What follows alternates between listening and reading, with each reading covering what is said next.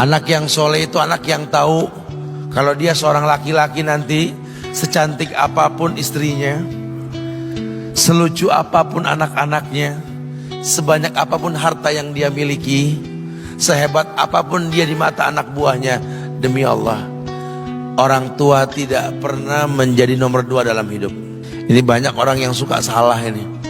Cuma gara-gara dunia, orang tua panjang mata menanti kedatangan anak. Jangan ya.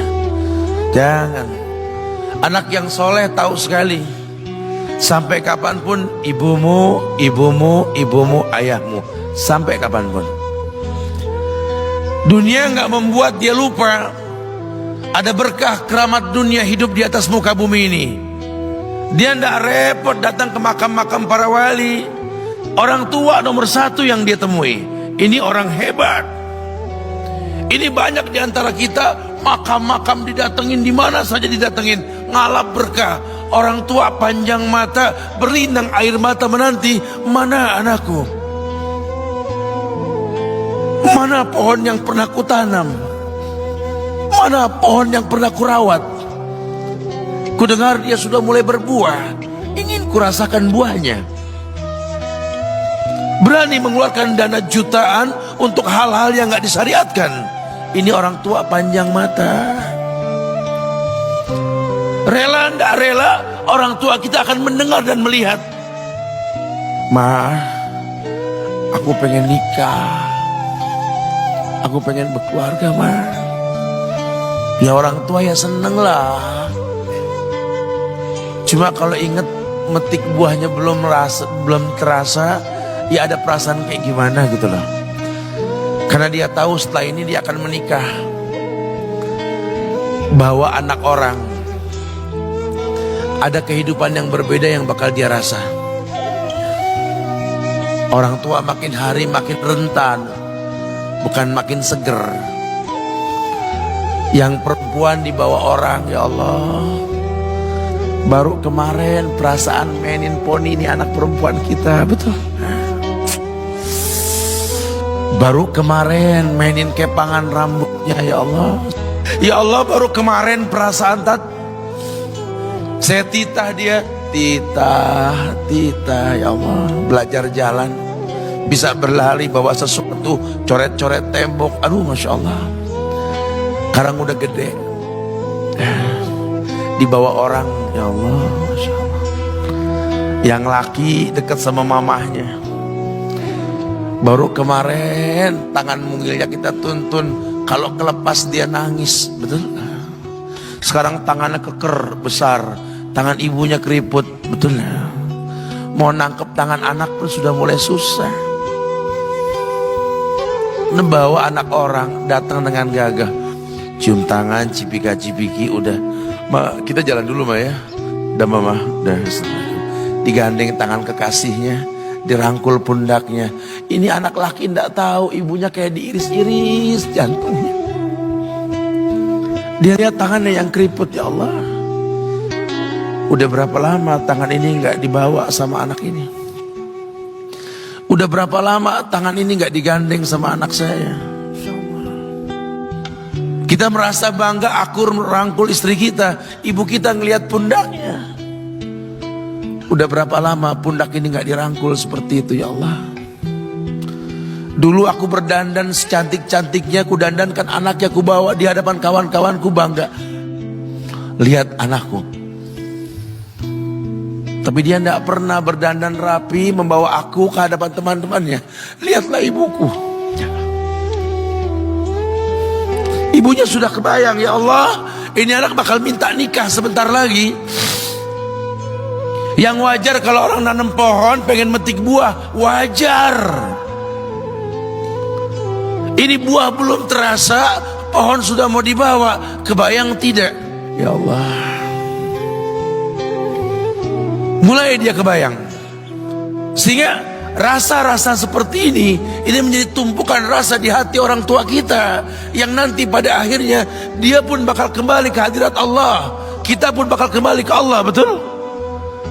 Sementara yang namanya kemuliaan datang dengan cara sabab yang benar. Ridallah fi ridal walidain wa sukhtullah fi sukhtil walidain. Ridanya Allah ada di ridho orang tua, murkanya pun sama. Karena semua ibadah yang dia lakukan berujung pada surga. Dan yang paling gampang ketika dia mau menaklukkan dunia, demi Allah, berkah orang tua dulu yang diambil. Ini dirasa oleh orang mulia yang Nabi katakan, innahu min ahlis sama, innahu min ahlis sama. Manhu? Siapa dia? Sahabat, manusia yang pernah hidup zaman sahabat tapi nggak ketemu Rasul, yang bernama Uwais Al-Qarni, pemuda miskin pengembala kambing di negeri Yaman. Padang tandus yang dia tinggal di situ, yang dia kesampingkan hidupnya untuk ibunya, untuk ibunya. Tidaklah terucap kalimat satu yang ingin ibunya pengen, kecuali Uwais pasti akan melakukannya apapun, dan ibunya cacat. Apa kata Uwais? Tidak akan pernah terlontar kata dari mulut ibuku kecuali kan kulakukan yang dia inginkan. Masya Allah. Ibunya cacat dan dia menomorduakan diri, yang penting orang tuanya dulu. Hingga satu waktu ibunya berkata, wahai Uwais, ibu sudah tua. Andai kematian mendatangi ibu,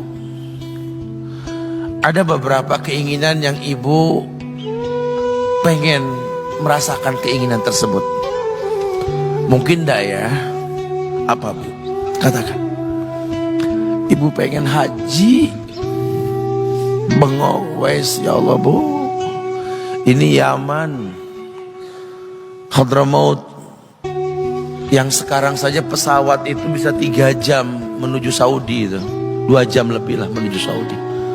Ini lebih jauh lagi, kebayang berapa ratus kilo, berapa ribu kilo nggak tahu.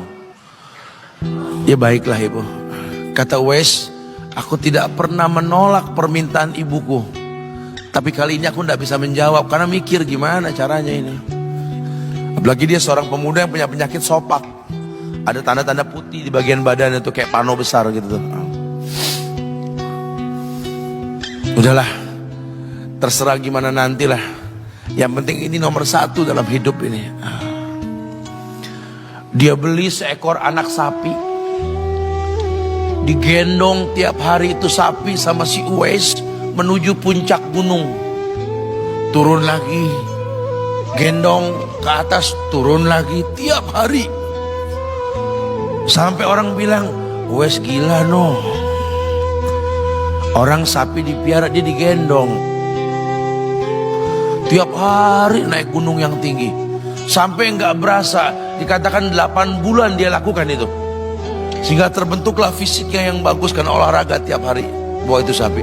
Dan sapi itu makin berat, dalam hikayat dikatakan sampai di atas 100 kilo itu sapi. Kemudian dia tetap gendong ke atas dan dia yakin, bismillah saya yakin. Sampailah bulan haji, ibu naik ke pundakku, digendong ibunya dari negeri Yaman.